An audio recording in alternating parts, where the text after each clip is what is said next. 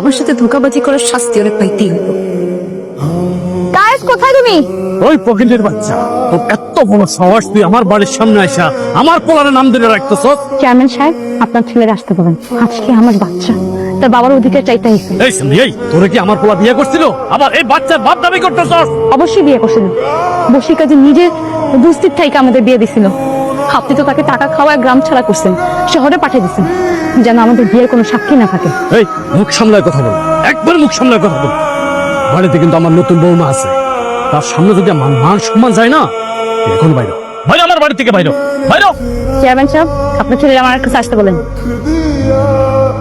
এই যে কায়েস সাহেব, আমি আপনার ভালোবাসার ধোকায় পড়ে আপনার সন্তান আমার পেটে ধরছিলাম।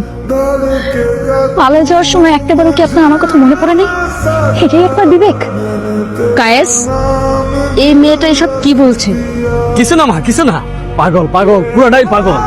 এই বাচ্চা দিয়া আমার করে বোকা বানাইতে আইছে। এই এটা এখানে 50,000 টাকা আছে, এই 50,000 টাকা নিয়ে আমার বাড়ির সামনে থেকে যা। চেয়ারম্যান সাহেব, আপনি কোথা সম্পত্তি আমার নামে লেখা দিলেও আমি আমার বাচ্চার অধিকার আজকে না নিয়ে দাম না।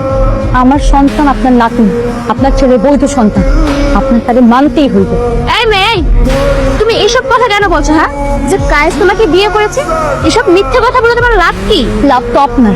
কায়েসকে বিয়ে করছে, মর্যাদা পাইছেন বই, আর আমি বিয়ে করে বাচ্চা পেটে ধরছি, তারপরে মর্যাদা পাই নাই। তাই যুদ্ধে নামছি। এই যুদ্ধ আমার লড়াই করে যাইতেই হবে, আমার সন্তানের অধিকার আদায় করতেই হবে। আর কায়েস আজকে আমাদের চিনিই না। সুরভি, ফকিন্নির বাচ্চা, তুই কি ভালো ভালো এখান থেকে যাবি, না পরে আর তোর সন্তানকে ঘাট ধরে বাইর করে দেবো?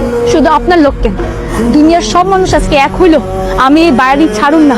আমার বাচ্চার অধিকার না নিয়ে আমি যাবো না। সুরভি, তুমি এই বাড়ি থেকে চলে যাও, তোমার অনেক বিপদ হবে। আমার বিপদ নিয়ে তোমার ভাবতেই না। তুমি সাফ সাফ কও, তুমি আমাদের বাচ্চাকে তোমার পরিচয় দিবা কিনা? না, পারবো না, কখনো পারবে না। এই তোরা কে কোথায় আছস? এই ফকিন্নির বাচ্চা না, এটা আমার বাড়ি থেকে বাইর কর, এক্ষুনি বাইর কর। আমি যদি আমার সন্তানকে 9 মাস গর্ভধারণ করে জন্ম দিতে পারি, তাহলে আমার সন্তান একদিন তার পিতৃ পরিচয় আদায় করেই ছাড়বে। লতিফ চেয়ারম্যান, আপনার যত শক্তি আছে, যত মানুষ বল আছে, সবকিছু নিয়ে আপনি আগায় আসেন আমার আর আমার সন্তানকে নিশ্চিহ্ন করার জন্য। আপনাদের মতো বড় বড় মানুষরূপী শয়তানদের বিরুদ্ধে যুদ্ধ করতে এই কিশোরী মা একাই যথেষ্ট।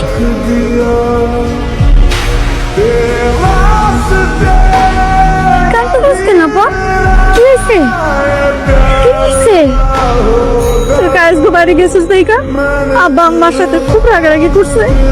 কই আব্বা আব্বা তো দেখতেছি না, বাড়ি এত শুনশান কেন? আব্বা এত উত্তেজিত ছিল, আমার করছে। উত্তেজ ভাই সদরে নিয়ে গেছে, সদর হাসপাতালে ভর্তি করাইতে। আব্বা কিচ্ছুই না। এই বিপদের সময় আব্বা ছাড়া আমাকে কি আছে ক?